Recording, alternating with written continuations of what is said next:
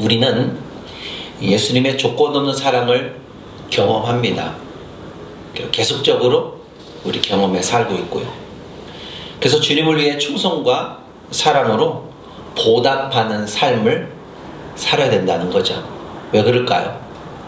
주님을 사랑하기 때문에 하나님의 명령인 그 계명을 주실 때 기쁨으로 감당하라고.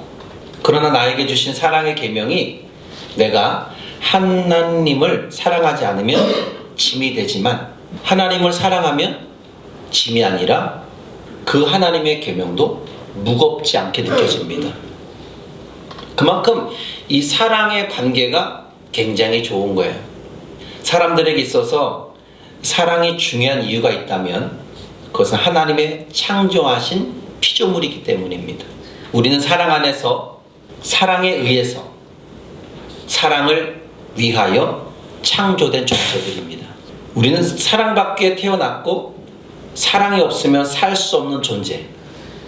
그래서 어떤 관계인가에 대한 갈망이 가장 크게 느껴지는 것이 바로 인간들이죠. 관계의 친밀함, 인간과 인과의 관계의 사랑의 친밀감, 하나님과의 관계의 친밀감을 갈망하는 존재가 바로 누구냐면 우리들입니다.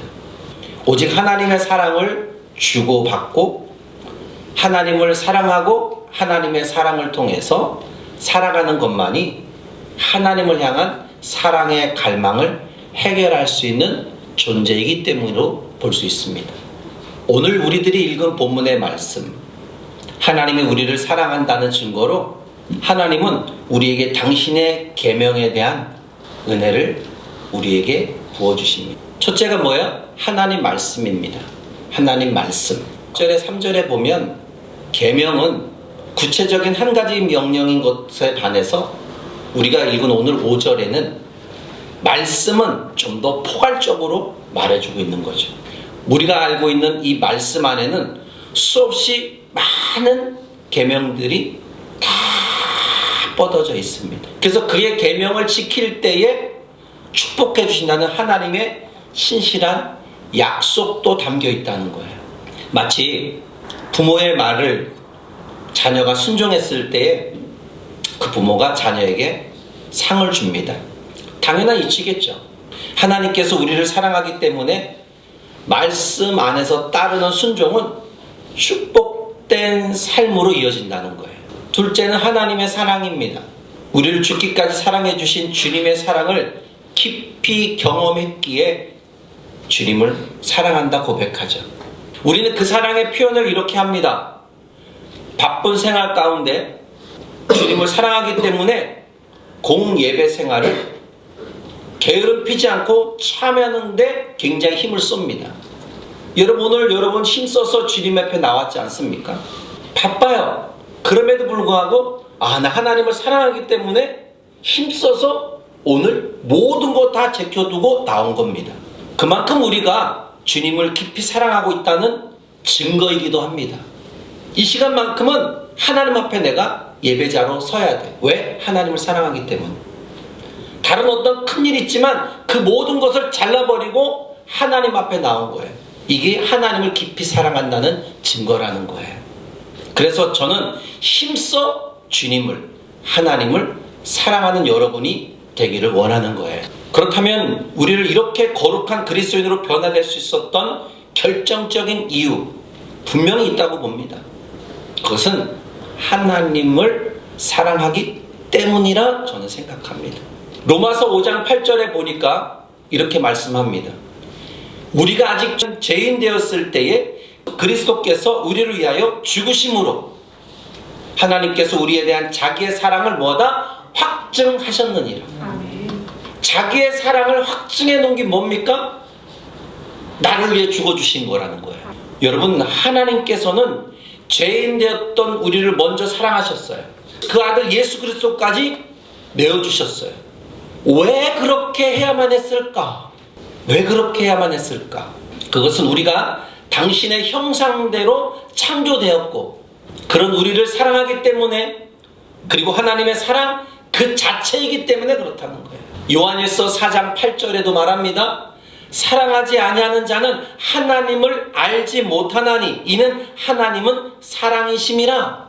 하나님의 사랑을 깊이 경험한 우리는 조건 없이 사랑해 주신 하나님을 사랑하지 않을 수 없다는 거예요. 그렇다면 우리가 받은 하나님의 은혜와 사랑을 어떻게 구체적으로 보답할 수 있는가입니다. 마가복음 10장 17절로 27절을 보면 한 청년이 예수님을 찾아옵니다. 그리고 질문합니다. 어떻게 해야 영생을 얻을 수 있습니까? 예수님은 질문한 이 청년에게 이야기를 해줍니다. 그때 예수님께서는 10계명의 1계명부터 4계명인 하나님의 사랑에 대해서 언급하지 않습니다. 무엇을 언급해 주시냐? 땅에서 이루어야 할 사랑, 5계명부터 10계명까지 이웃에 대한 땅에서 이루어질 사랑에 대해서 그 청년에게 이야기를 합니다.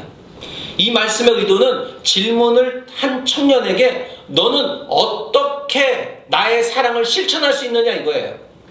하나님은 당신의 사랑에 대한 보답을 찾을 때 현실적으로 보이고 듣고 만질 수 있는 사람을 대상으로 합니다.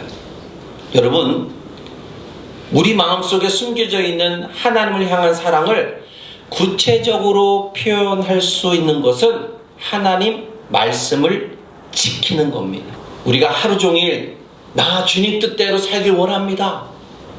나 정말 주님 뜻대로 살길 원합니다 하고 큰 소리를 선포해도 행동하는 삶이 따르지 않으면 아무것도 아니라는 거예요. 입으로만 하나님 사랑합니다 하는 거는 의미가 없어요. 행동에서 삶으로 나타나야 된다는 거예요. 그래서 5절에 보면 누구든지 그의 말씀을 지키는 자는 이렇게 말하는 거죠. 그죠? 하나님의 사랑이 참으로 그 속에 온전하게 되었다 이렇게 말씀하고 있잖아요. 지켜야 하나님의 사랑이 그 속에서 온전해진다는 거예요.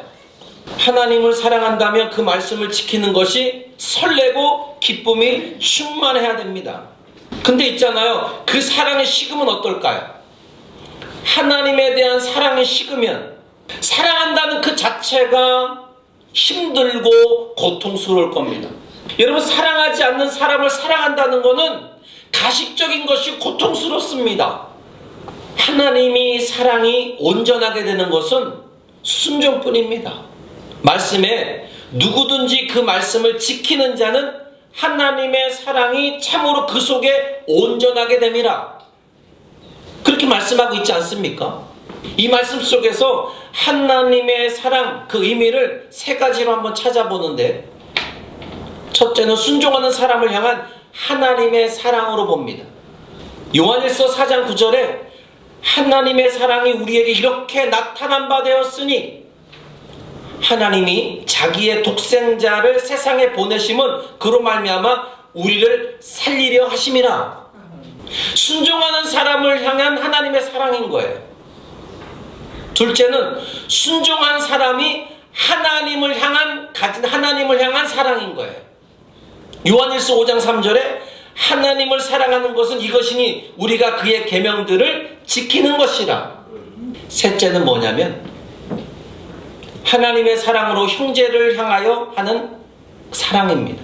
요한일서 3장 17절에 누가 이 세상의 재물을 가지고 형제의 궁핍함을 보고도 도와줄 마음을 닫으면 하나님의 사랑이 어찌 그 속에 거하겠느냐. 너의 지갑을 꽉 닫으면 무슨 소용이 있냐 이거예요. 너의 마음을 꽉 닫으면 무슨 소용이 있냐 이거예요. 그리고 입으로만 사랑한다면 무슨 소용이 있냐 이거예요. 오늘 본문을 볼 때 가장 먼저 가져야 할 사랑이 무엇이라고 봅니까? 두 번째입니다. 순종하는 사람이 하나님을 향하여 가진 사랑. 오늘 본문하고 맞는 거예요. 하나님을 알고 그 사랑하는 증거로 순종하겠다는 삶이 담겨 있기 때문인 거죠. 왜 요한 사도는 하나님의 사랑이 참으로 그 속에서 온전하게 되었나니 이렇게 말씀했을까요? 아마도 그것은 성경이 말씀하는 사랑, 특별히 하나님에 대한 사랑은 그런 것 같아요. 인간들이 흔히 가식적으로 보여주고 싶은 감성팔이하는 사랑 있잖아요. 단순히 감성주의적인 언어를 통해서 자신의 이득을 통해서 하려는 목적 달성을 위해서 하는 사랑. 요한 사도는 우리에게 이 거짓된 사랑이 잘못되었다는 것을 가르쳐 주기 위함입니다. 다시 말하면 이 말씀에서 의도는 뭐냐면 도덕적 순종으로 표현되는 사랑을 보여주고 있는 거예요. 요한복음 14장 15절로 너희가 나를 사랑하면 나의 계명을 지키라. 21절에도 나의 계명을 지키는 자라야 나를 사랑하는 자다. 이렇게 명령하고 있습니다. 여러분, 사랑을 감성으로 다가서는 것은 아니고 사랑은 신비주의적인 체험으로 있지도 않습니다. 사랑은 내 삶 자체에서 드러나는 충성심에서 있고 행동으로 나타나는 순종뿐입니다. 그렇다면 우리가 하나님의 사랑에 대해 좀 더 구체적으로 생각해야 할 것은 무엇이냐? 하나님의 사랑이 온전하게 되었나니, 하나님의 사랑이 온전하게 되었나니. 이 말씀은 하나님을 향한 사랑이 끝이 되었다는 의미는 아닙니다. 이제 끝난 거구나 아니라 오히려 더 지속적으로 온전함의 이 과정으로 이미 시작되었다, 이런 뜻을 담고 있죠. 요한일서 4장 12절에 어느 때나 하나님을 본 사람이 없으되 만일 우리가 서로 사랑하면 하나님이 우리 안에 거하시고 그의 사랑이 우리 안에 온전히 이루어지느니라. 하나님을 향한 우리의 사랑은 요한일서에서 계속됩니다. 우리가 서로 사랑하는 주님의 계명을 순종할 때 하나님의 그 사랑의 역사를 당신을 사랑하는 사람들로 하여금 완성해 나갑니다. 사랑의 성숙함을 드러내는 이 말씀에는 언제나 사랑하는 대상이 원하는 것을 나도 원하고 그것을 행하는 것입니다. 순종은 바로 하나님을 향한 우리의 성숙한 사랑을 드러내는 증거입니다. 그렇다면 이제 우리는 그리스도인으로서 그 사랑을 점검하는 스스로의 시간을 가져야 돼요. 나는 얼마만큼 예수 그리스도, 우리 하나님, 우리 성령님을 사랑하고 있는가? 점검하는 시간이 뭘까요? 그 점검은 세 가지로 나누는데, 첫째는 뭐냐면 오늘의 삶에 주어진 말씀의 음성을 듣고 있느냐. 여러분, 말씀을 듣다 보면 나는 이렇게 사랑을 해야지 하는 그 음성이 들려져야 되는 거죠. 둘째는 삶에 주어진 말씀을 믿음으로 붙잡고 있느냐 이거예요. 그리고 셋째, 예수 그리스도처럼 행동으로 살고 있는가이죠. 그래서 오늘 요한 사도는 6절에 분명하게 말해주고 있어요. 그의 안에 산다고 하는 자는 그가 행하시는 대로 자기도 행할지니라. 정말 사랑해? 정말 너 나 사랑해? 우리가 그분 안에 산다면 그분이 행한 대로 해야 된다는 것을 말해주고 있는 거죠. 거룩함을 입은 성도, 예수님께서 이 땅에 오신 육신의 몸을 입고 사셨던 그 모습 그대로 우리도 예수님처럼 삶을 살아가야 된다는 거죠. 그분이 섬긴 사랑, 그분이 희생한 사랑, 그분이 나눠준 사랑, 그분이 치유한 사랑, 그분이 전한 사랑, 그분이 하셨던 것처럼 우리도 그렇게 살려고 최선을 다해야 한다는 거죠. 이렇게 말하면 부담이 됩니다. 내가 어떻게 예수님처럼 그렇게 할 수 있어요? 부담이 될 수 있죠. 하지만 요한 사도는 우리의 생각과 다르게 전혀 불가능한 일이 아니라고 이야기하고 있어요. 그러니까 사랑은 불가능한 일이 아니야. 왜 불가능한 일이 아니냐고 생각하냐면 너가 하나님 안에 사는 자가 되면 돼, 이렇게 말하고 있잖아요. 어느 목사님이 주만 바라봅니다 이렇게 항상 강조하세요. 주 바라보세요. 주 바라보는 게 그렇게 어렵습니까? 주만 바라보세요. 왜? 우리의 믿음을 온전케 하는 그분이기 때문에 그분을 바라보시면 됩니다. 어떤 분들은 부담된다고 합니다. 근데 그분은 전혀 부담이 안 돼요. 왜? 그분 안에 있으면 되잖아요.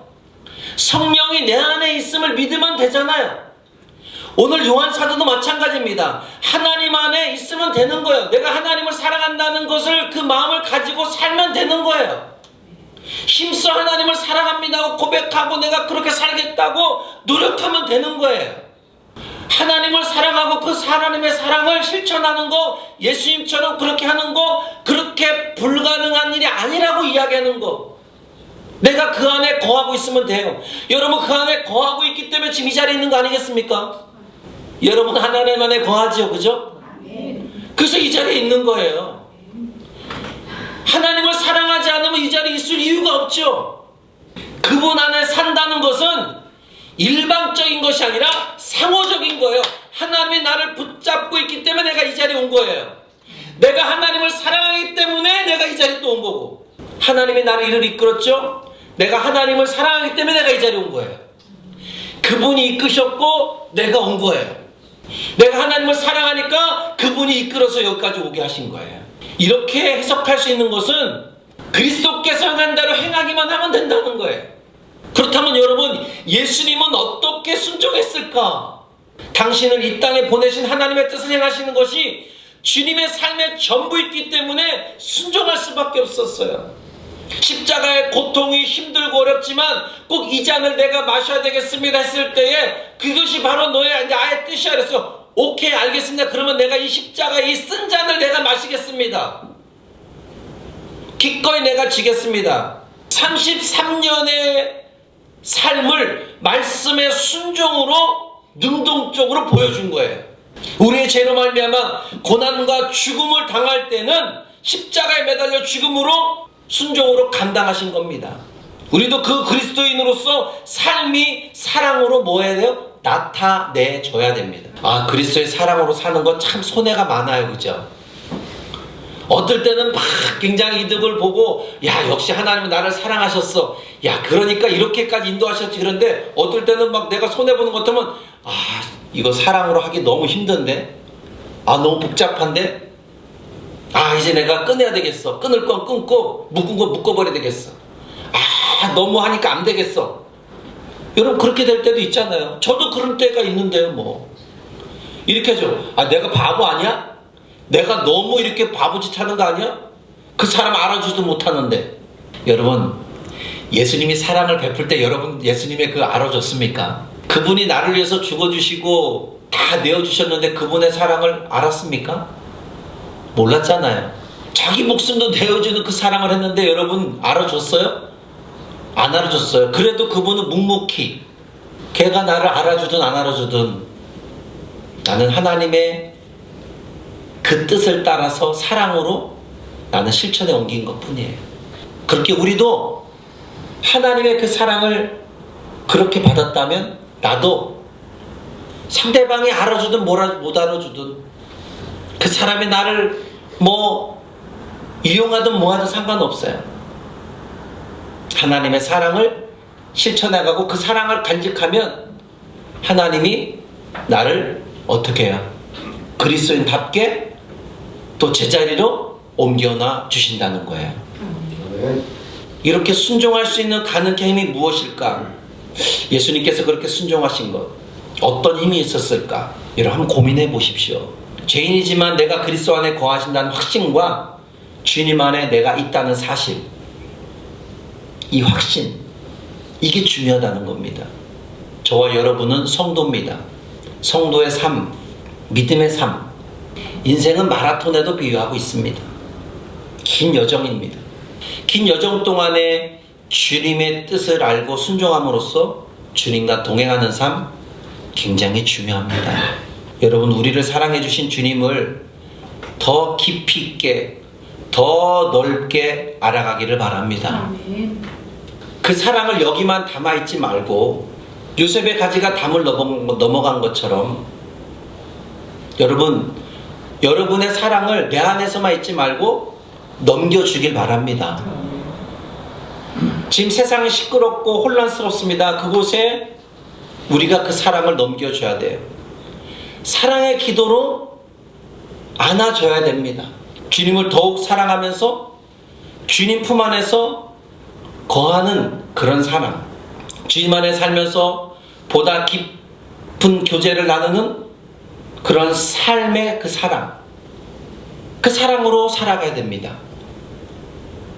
온 마음을 다해서, 온 정성을 다해서, 온 영혼을 다해서, 온 힘을 다하여 하나님을 사랑하는 사람이 되어 하나님의 사랑을 전달하는 귀한 성도가 되기를 바랍니다.